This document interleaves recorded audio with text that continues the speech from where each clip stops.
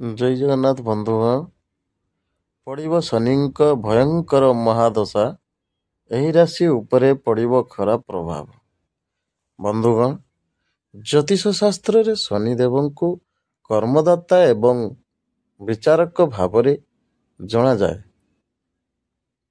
ସେ ବ୍ୟକ୍ତିମାନଙ୍କୁ ସେମାନଙ୍କ କାର୍ଯ୍ୟ ଆଧାରରେ ଶୁଭ କିମ୍ବା ଅଶୁଭ ଫଳ ପ୍ରଦାନ କରନ୍ତି। ଶନିଙ୍କ ପ୍ରଭାବ ବିଷୟରେ ଆଲୋଚନା କରିବା ସମୟରେ ପ୍ରଥମେ ଦୁଇଟି ପରିସ୍ଥିତି ମନକୁ ଆସେ। ଶନିଙ୍କ ସାଢ଼େ ସାତି ଏବଂ ଶନିଙ୍କ ମହାଦଶା। ସାଢ଼େ ସାତି ଏକ ସାଧାରଣ ଭୟ ହୋଇଥିଲେ ମଧ୍ୟ ଜ୍ୟୋତିଷମାନେ ବିଶ୍ୱାସ କରନ୍ତି ଯେ ଯଦି ଶନି ଏକ କୁଣ୍ଡଳୀରେ ଅଶୁଭ ସ୍ଥିତିରେ ଥାନ୍ତି, ତେବେ ଶନିଙ୍କ ମହାଦଶା ସାଢ଼େ ସାତି ଅପେକ୍ଷା ଅଧିକ ଗଭୀର ଏବଂ ଦୀର୍ଘକାଳୀନ ପ୍ରଭାବ ପକାଇଥାଏ, ଯାହା ଏହାକୁ ଅଧିକ ଯନ୍ତ୍ରଣାଦାୟକ କରିଥାଏ। ବନ୍ଧୁଗଣ, ଆସନ୍ତୁ ବିସ୍ତାର ଭାବରେ ବୁଝିବା ଏବଂ ଶନିଙ୍କ ମହାଦଶାକୁ କାହିଁକି ଏତେ ଗୁରୁତ୍ୱପୂର୍ଣ୍ଣ ବୋଲି ବିବେଚନା କରାଯାଏ ଏବଂ ଏହାର ଅଶୁଭ ପ୍ରଭାବକୁ ଏଡ଼ାଇବା ପାଇଁ କ'ଣ ପଦକ୍ଷେପ ନିଆଯାଇପାରିବ।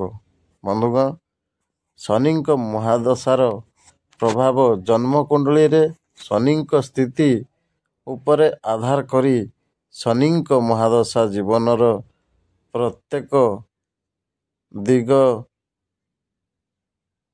କ୍ୟାରିୟର, ବିବାହ, ସ୍ୱାସ୍ଥ୍ୟ, ଧନ ଏବଂ ସମ୍ମାନ ଉପରେ ପ୍ରଭାବ ପକାଇଥାଏ। ଏହାର ପ୍ରଭାବ ମୁଖ୍ୟତଃ ଚନ୍ଦ୍ର ସହିତ ଜଡ଼ିତ ରାଶି ଉପରେ ଏହାର ଭ୍ରମଣ ଯୋଗୁଁ ହୋଇଥାଏ, ଯାହା ମହାଦଶା ତୁଳନାରେ ସୀମିତ। ଯଦି ଶନି ଅଶୁଭ ହୁଏ, ତେବେ ଏହାର ଦୀର୍ଘ 19 ବର୍ଷ ଅବଧି ଅତ୍ୟନ୍ତ ମାନସିକ ଏବଂ ଆର୍ଥିକ ସ୍ଥିରତା ଏବଂ ସମ୍ମାନ ହାନିର କାରଣ ହୋଇପାରେ। ଶନି ନ୍ୟାୟର ଦେବତା ଏବଂ ଶୁଭଫଳ ମଧ୍ୟ ପ୍ରଦାନ କରନ୍ତି। ତଥାପି ଯଦି ଆପଣ ଏହି ଉପଚାର ଗୁଡ଼ିକୁ ସଚ୍ଚୋଟ ହୃଦୟ ଏବଂ ଭକ୍ତିର ସହିତ କରନ୍ତି, ତେବେ ଶନିଙ୍କ ନକାରାତ୍ମକ ପ୍ରଭାବ ହ୍ରାସ ପାଇଥାଏ ଏବଂ ଶୁଭଫଳ ପ୍ରାପ୍ତ ହୁଏ।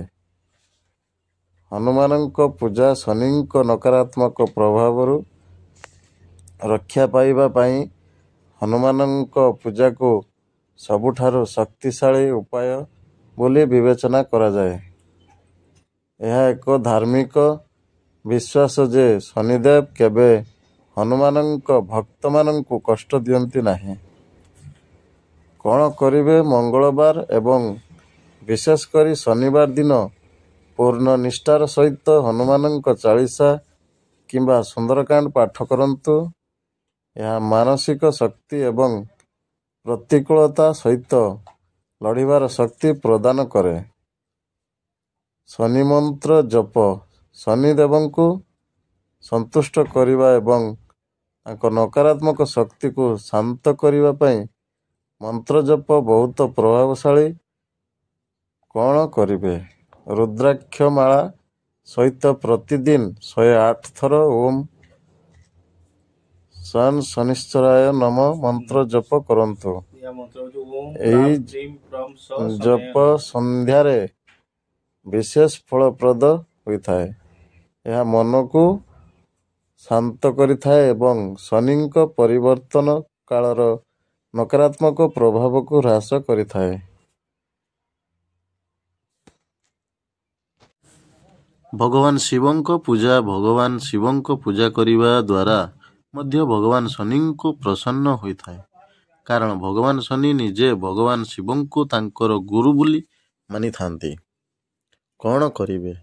ନିୟମିତ ଭାବରେ ଭଗବାନ ଶିବଙ୍କ ଜଳାଭିଷେକ କରନ୍ତୁ ଏବଂ ମହାମୃତ୍ୟୁଞ୍ଜୟ ମନ୍ତ୍ର ଜପ କରନ୍ତୁ। ଏହା ଗମ୍ଭୀର ରୋଗ ଏବଂ ଅପ୍ରତ୍ୟାଶିତ ସଙ୍କଟରୁ ମୁକ୍ତି ପ୍ରଦାନ କରେ।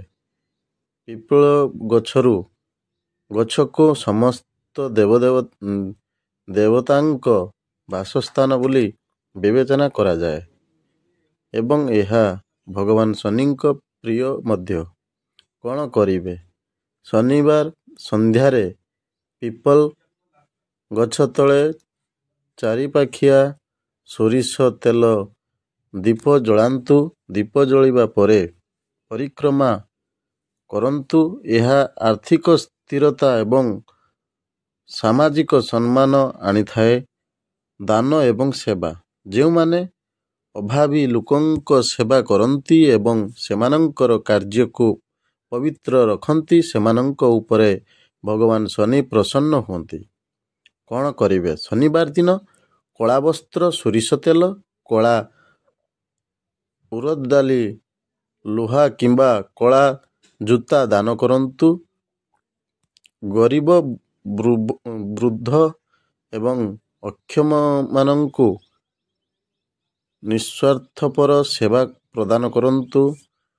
ବନ୍ଧୁଗଣ, ଯଦି ଭିଡ଼ିଓଟି ଭଲ ଲାଗିଥାଏ ତ ସବସ୍କ୍ରାଇବ୍ କରିବାକୁ ଜମାରୁ ଭୁଲିବେନି। ଲାଇକ୍ କରନ୍ତୁ, କମେଣ୍ଟ କରନ୍ତୁ, ସେୟାର କରନ୍ତୁ। ଜୟ ଜଗନ୍ନାଥ, ଜୟ ମା ଲକ୍ଷ୍ମୀ, ଜୟ ଶନିଦେବ। ଧନ୍ୟବାଦ।